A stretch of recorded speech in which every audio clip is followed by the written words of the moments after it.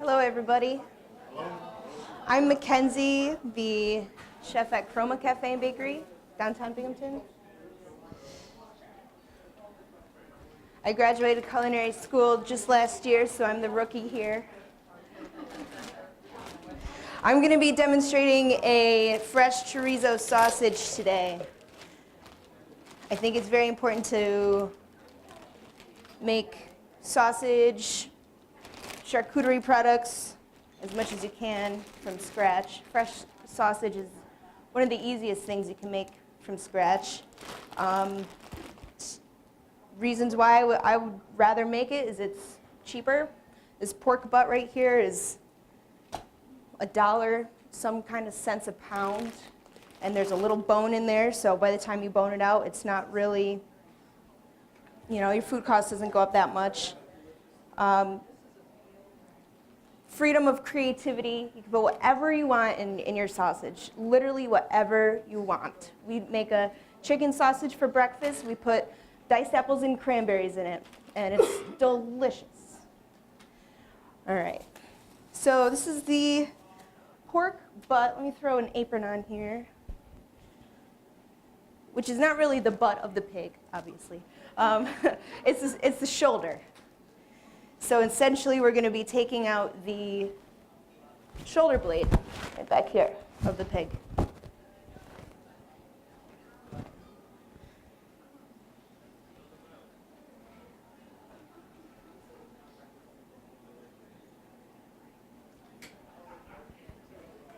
All right, so when you're butchering, fabricating meat, you definitely want to have a boning knife. It's a flexible knife. It helps you contour the edges of bone, whatever else you come in contact with.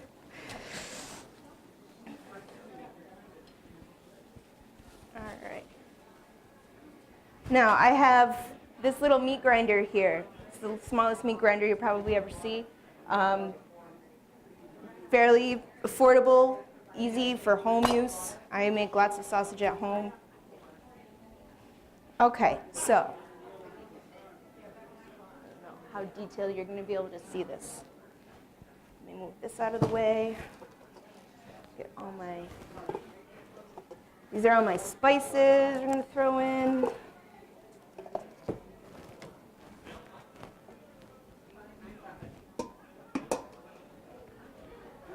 Okay. You always sharpen your knife, very important to have a sharp knife so you don't slip. With a dull knife, you could possibly slip on a bone and cut yourself.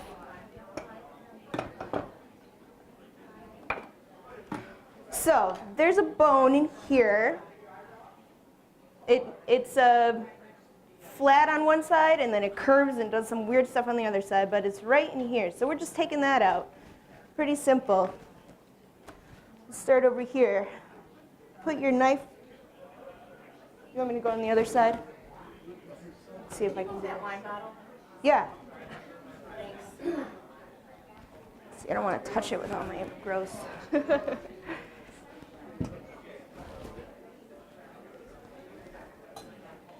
Actually, not going to be able to do it that way, but here. All right. So, going in like this. Flip around.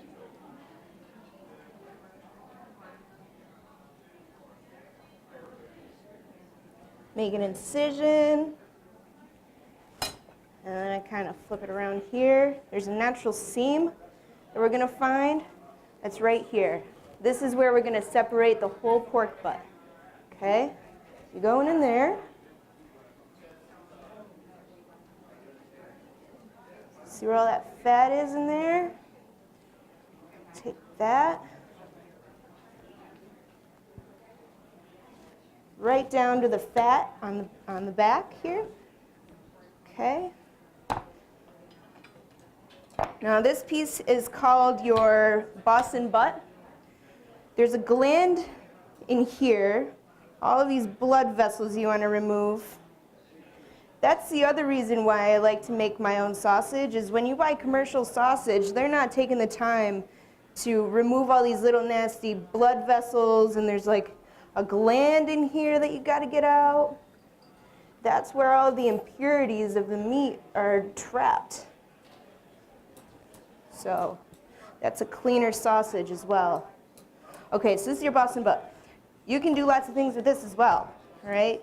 You can stuff it and roll it, tie it and roast it, thin slice it. Delicious. All right, so let's get this bone out of here.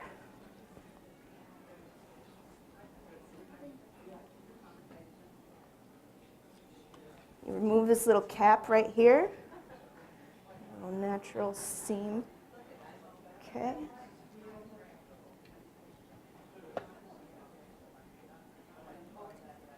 Okay, now it's going to get wacky. It's going to kind of curve. You move your knife along the bone. Curve in here.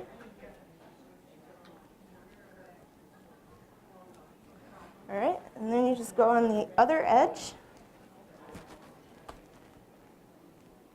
And it should be free.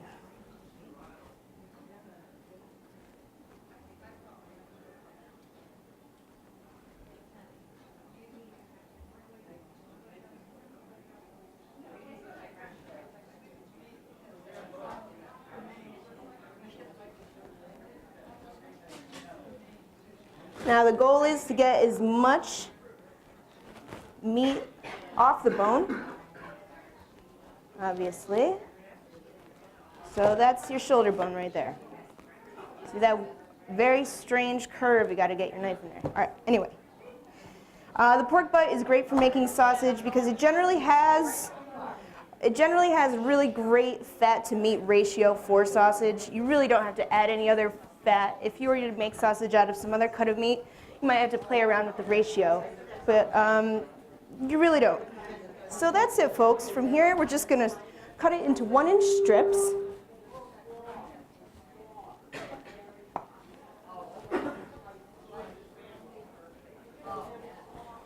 Just big enough to fit right down the hole of your meat grinder.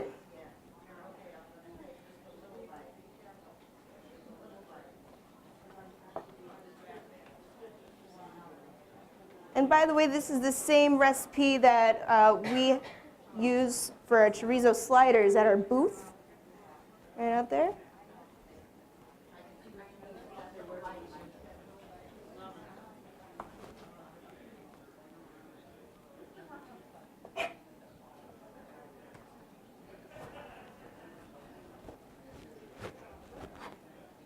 Any questions while I'm slicing up this meat?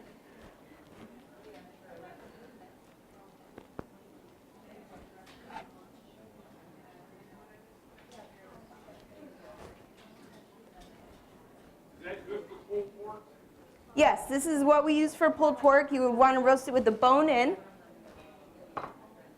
Roast it for, we do ours for anywhere between 4 and 6 hours on about 200, 250.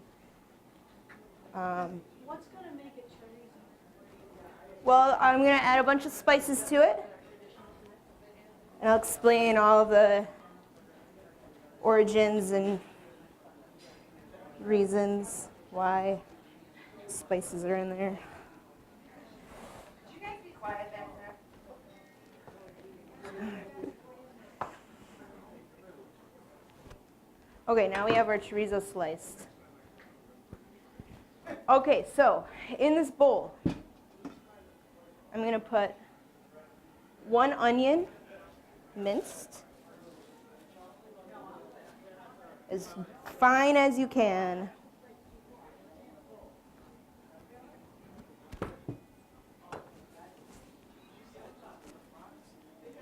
Okay. Some cayenne pepper,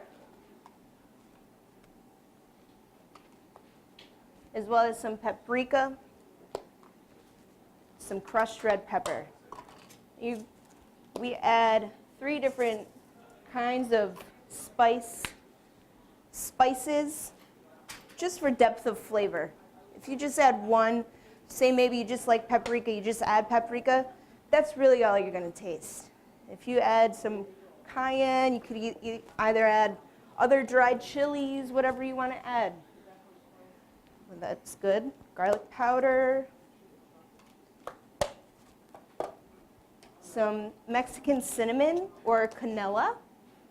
It's cinnamon, if you buy it in the bark, it's really hard and brittle. Mexican cinnamon is a little softer. It's a little sweeter. It's a little more mild. It's added to a lot of savory Mexican dishes. Again, just as a subtlety, it's never really the main player. It's more of just to add depth of flavor, to add that little subtle, like, what am I tasting? That kind of curiosity. Okay, so I just added oregano, garlic powder. This is some cumin. Cumin is a very strong spice, so go easy on it. And last but not least, some sea salt. Sea salt instead of kosher salt, I don't know. I feel like it gives it a little bit more of a salinity than kosher salt. And like Jay was mentioning earlier that, salt is crucial when you're dealing with meat. He says add double the amount that you think. You really do want to add a lot to make it delicious. Okay, now I add my white wine, and this is a white wine from Spain. You don't have to blow your money on a bottle of wine here. You really don't. But you want to get something that's drinkable. This is fruity, refreshing light. It's an Albarino. It's just going to add a little fruitiness to our sausage, which you might think is weird, but there's a lot of complex things going on here. So I'm only going to add about a cup.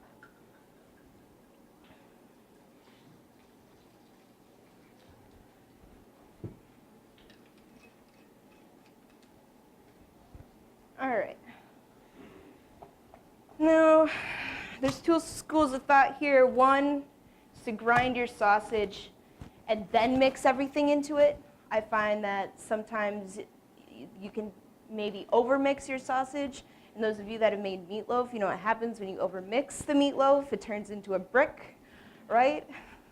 We don't want that to happen. So I like to mix it. The grinder can handle anything really. Onions, peppers can really handle that. So you got to get your hands in there.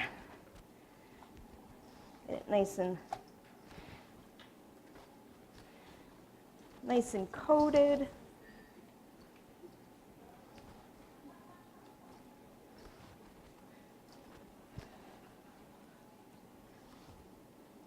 All right.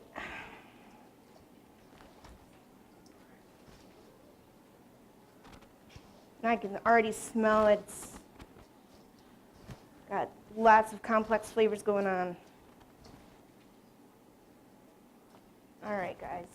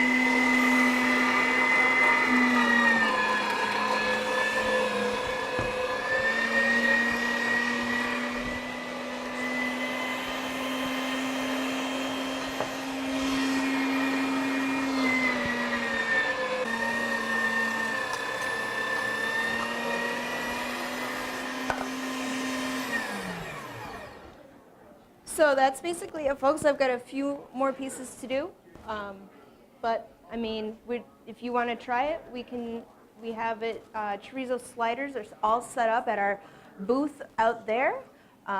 Again, Dan did a nice beer pairing for you.